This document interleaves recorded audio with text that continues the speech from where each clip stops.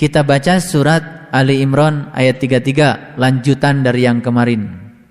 Saya ingatkan kemarin kita sudah belajar tentang kerajaan Tuhan yang bisa menyediakan diri untuk datangnya kerajaan Tuhan, maka dia akan dimuliakan Tuhan. Kalau sudah dimuliakan Tuhan, maka dia akan menjadi sumber kebajikan.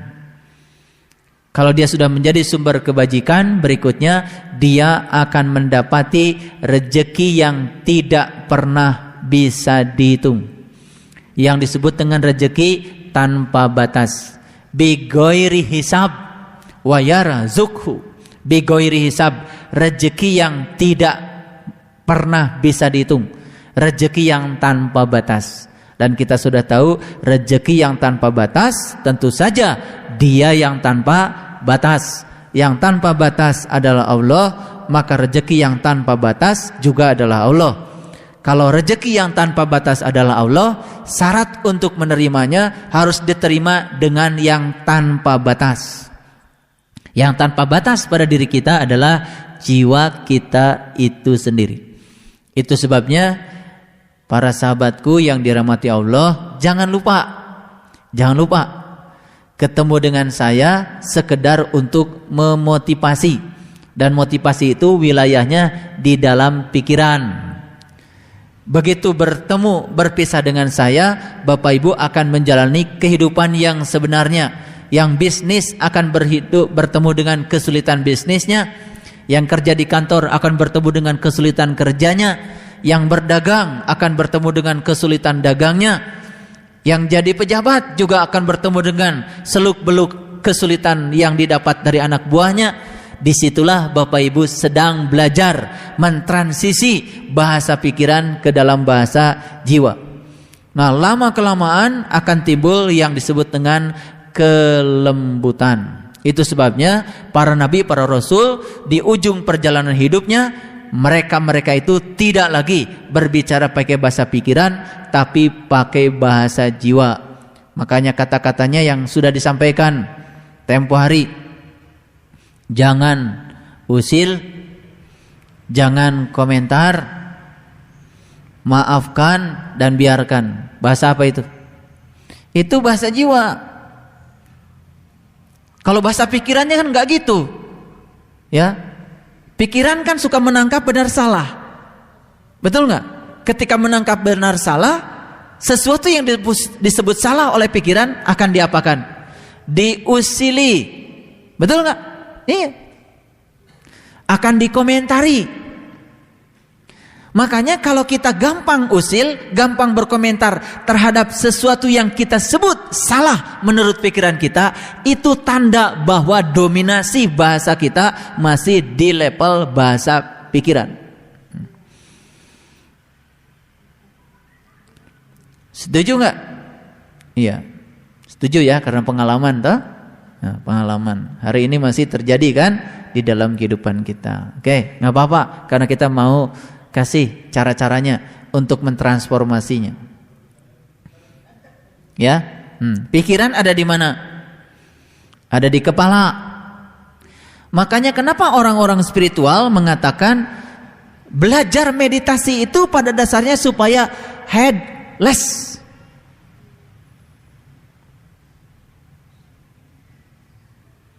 Kepala bahasa Inggrisnya apa?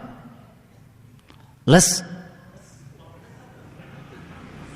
Less itu bahasa Inggris, bahasa Sunda. Bahasa Inggris yang sudah jadi bahasa Sunda. Bahasa Sundanya ngarales. Makanya wire itu kawat. Less. Jadi itu gabungan dari bahasa Inggris dengan bahasa Sunda. Kawat yang ngarales disebutnya wireless. Nggak pakai kawat lagi. Headless itu artinya apa? Tanpa kepala. Oh, kalau begitu mungkin Pak, hidup saya tanpa kepala? Bukan hidup tanpa kepala, maksudnya hidup melampaui pikiran, itu namanya headless.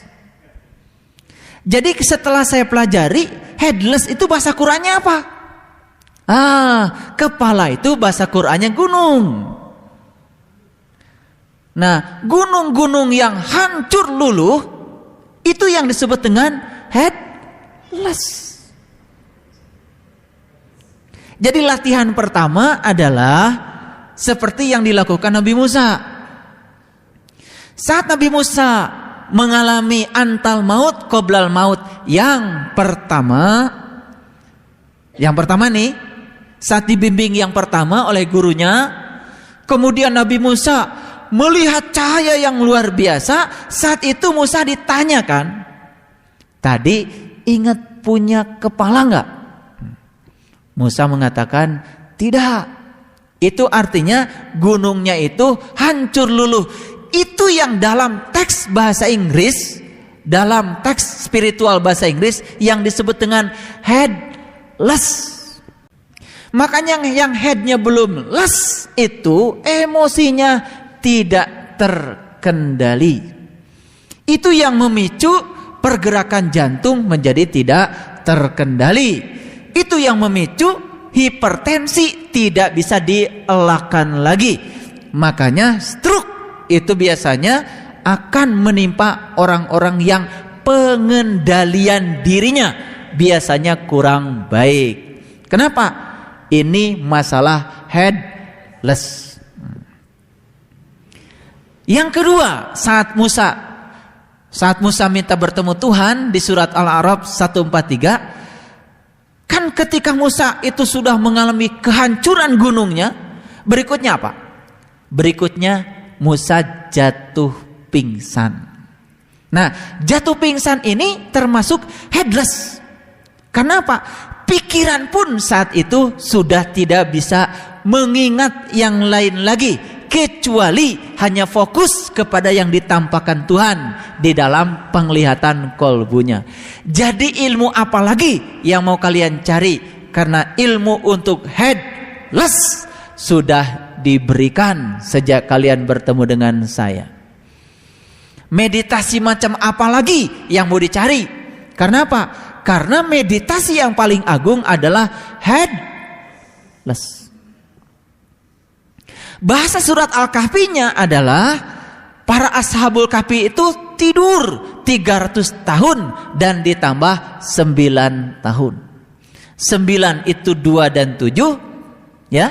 Ketika 2 menutup yang 7, berarti Sidratil Muntaha sedang diliputi oleh sesuatu yang menutupinya. Disitulah Mi'raj akan dicapai. Lalu lesnya di mana? Kosong, les. Les yang pertama adalah di pikiran, les yang kedua di pendengaran, penglihatan, pernapasan dan pembicaraan. Lalu masuk pada yang 3, Nur Insan, Nur Muhammad dan Nurullah. Mau cari ilmu apa lagi?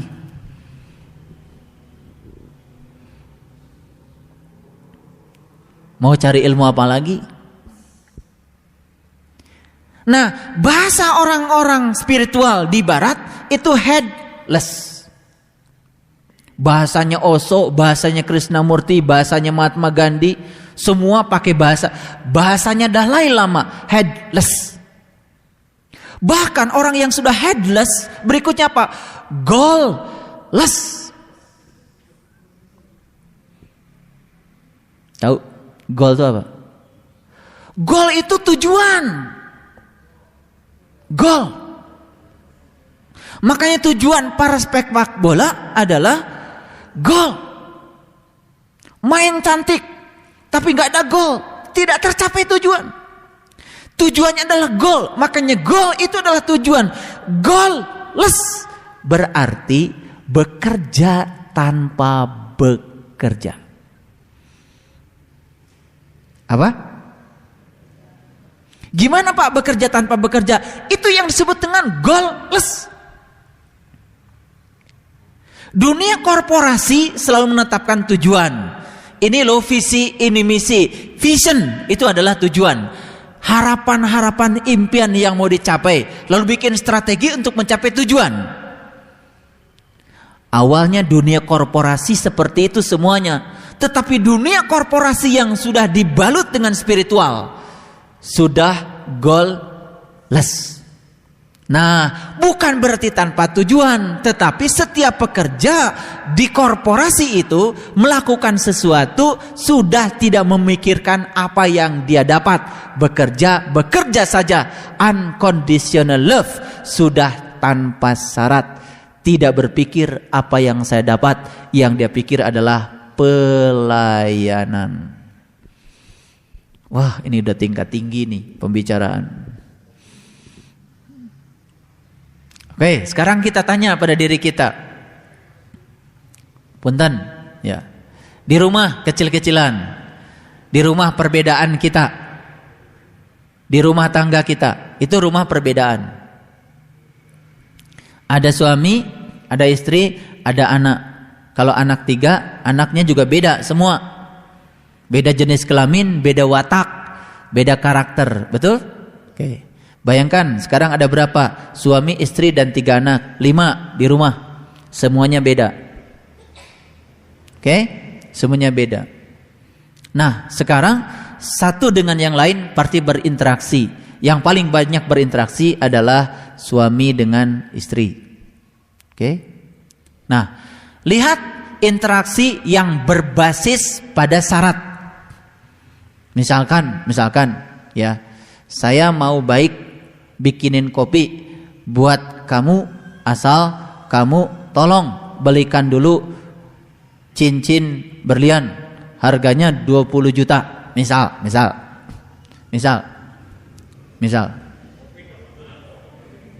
Itu kan misal, ya. Kopi ditukar dengan cincin berlian 20 juta. Kira-kira kalau di rumah saya udah nggak ada. Ada saksinya di sini, istri saya. Dia kalau berbuat baik sama saya, berbuat baik saja, tidak memikirkan berapa yang diberi. Dapat banyak, alhamdulillah, dapat sedikit, alhamdulillah. Pelayanan tetap konstan, tidak berbasis pada datang banyak sedikitnya penghasilan. Bayangkan yang pelayanan ikut pasang surut dengan pasang surutnya penghasilan. Berarti masih belum headless. Situasi yang seperti itu yang sering memicu di dalam keberagaman itu, ya, yang menyebabkan terjadinya konflik dan pertentangan karena belum headless. Masih ada goalnya belum less. Nah, lihat orang-orang yang sudah goalless. Dia berbuat baik pada orang lain, berbuat baik saja, tidak memikirkan apapun yang didapat dari orang, karena dia sudah goalless. Ternyata semua korporasi yang sudah dibalut oleh spiritual, di mana dia melakukan sesuatu sudah tanpa ada lagi syarat apa yang didapat, ternyata itu yang kemudian bisa mendominasi dunia. Makanya ekonomi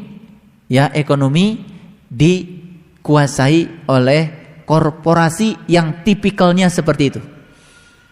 Sama seperti ini.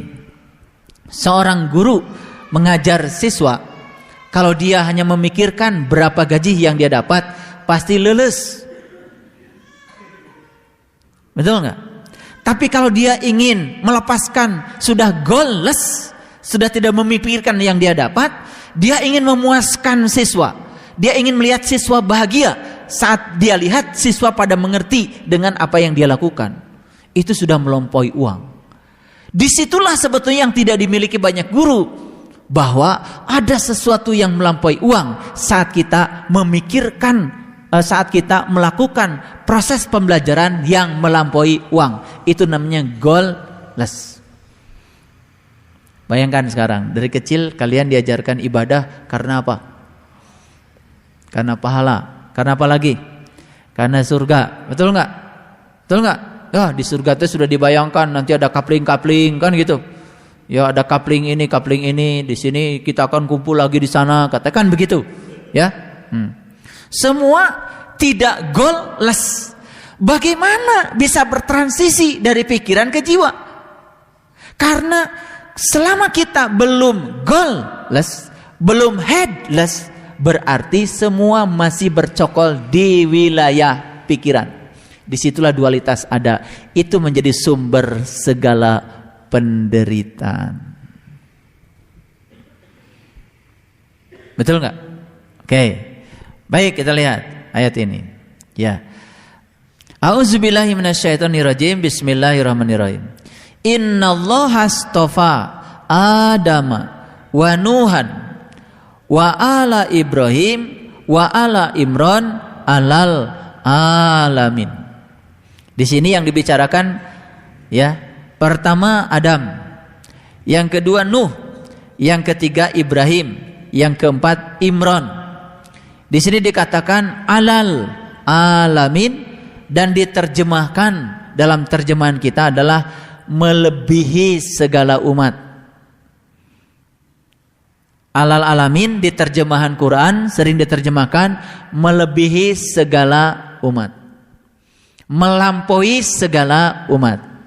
Pertanyaannya, kalau Adam di sini sebagai nabi, Nuh sebagai nabi, Ibrahim sebagai nabi, Imran sebagai nabi, ya, adakah Nabi Imran?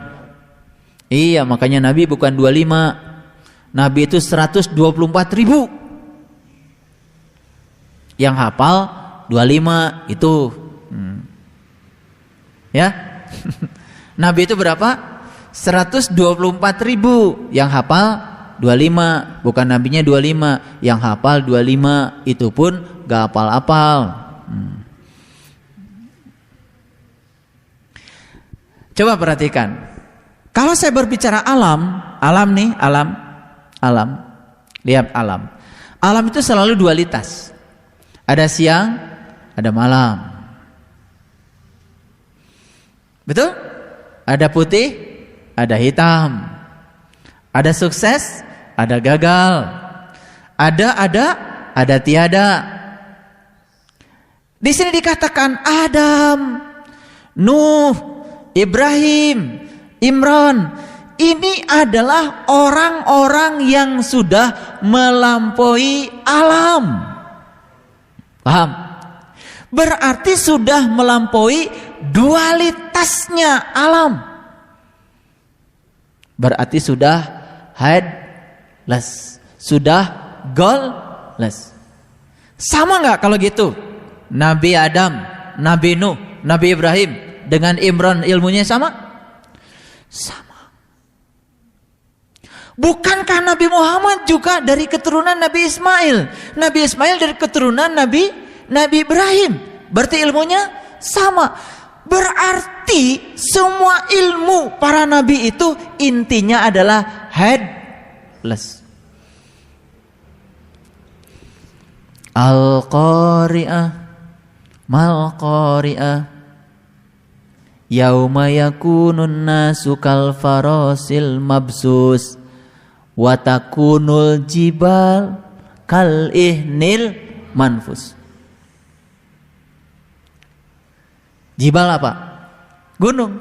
Wa takunul jibali kal ihnil manfus. Manfus bahasa apa sih? Bahasa Betawi. Mampus loh. Itu dari Quran surat Al-Qari'ah. Wa takunul jibal kal ihnil manpus. Mampus itu artinya mati. Tidak mendengar, tidak melihat, tidak bernapas, tidak berpikir. Mampus kayak itu. Jibalnya sudah mampus. Wa takunul jibalu kal ihnil manpus. Nanti pulang dari sini kalau baca ayat itu terasa, oh, wa takunul jibali kal ihnil manpus, headless. Jadi ciri kiamat itu adalah di mana seseorang sudah mengalami headless. Gunungnya sudah manpus. Hebat gak Quran? Hebat Quran itu. Cuman kita gak ngerti aja. Baca surat Al-Qari'ah biasa. Al-Qari'ah mal Qari'ah wa ma adraka mal Qari'ah yauma yakunu nasu kal parasil mabsus wa takunul jibalu kal ihnil manfus. Manfus.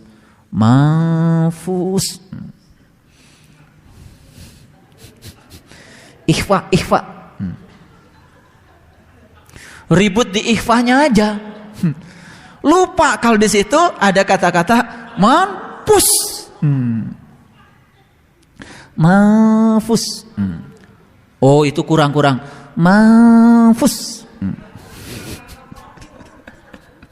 Padahal kalimatnya sederhana, kata kuncinya jibalnya manfus. Udah.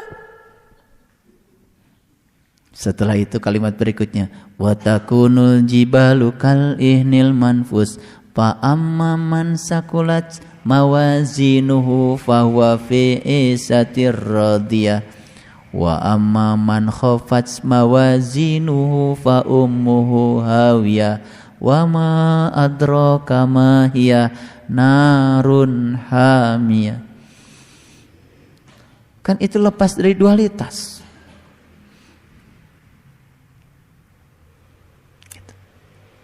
Nah, dalam kehidupan sehari-hari kita memang sulit mau headless. Kenapa? Segala kepikiran.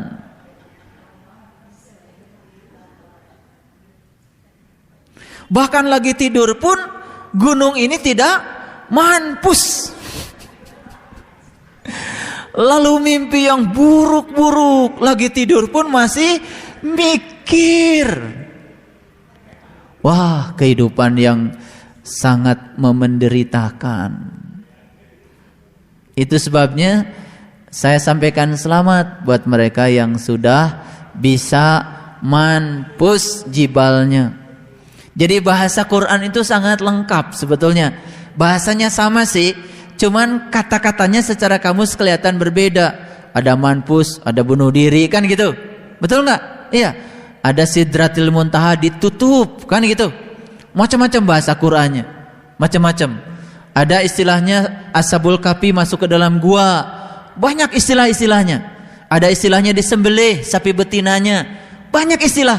Tapi kalau orang-orang yang tidak menggunakan Quran dari bahasa Quran akan terjebak oleh istilah. Makanya saya bilang, belajar Quran jangan pakai tafsir. Jadi banyak nafsirin. Satu-satunya tafsir yang paling bagus untuk memahami Quran adalah bahasa Quran, yaitu bahasa jiwa, bahasa Tuhan. Makanya harus mengalami Tuhan. Setelah itu baru bisa memahami Quran dengan bahasa dia. Karena Quran bahasa Arab, maka menafsirkan Quran hanya bisa dengan tafsir dalam bahasa Quran, yaitu bahasa Arab. Ayo, sekarang sudah banyak belajar ilmu tafsir. Habis belajar ilmu tafsir tetap aja nafsirin kan? Betul nggak? Dicocok-cocokin. Ah, itu masih bahasa pikiran. Akibatnya belajar Quran pusing sendiri. Begitu dengar sapi betina disembelih, begitu dengar Al-Baqarah, begitu dengar para Ashabul Kahfi masuk ke dalam gua, begitu dengar Nabi Musa diundang ke Baitul Muqaddas, pusing, dikiranya itu bahasa yang berbeda. Padahal semua adalah bahasa yang sama, mengalihkan pikiran ke dalam bahasa yang murni, yaitu bahasa jiwa.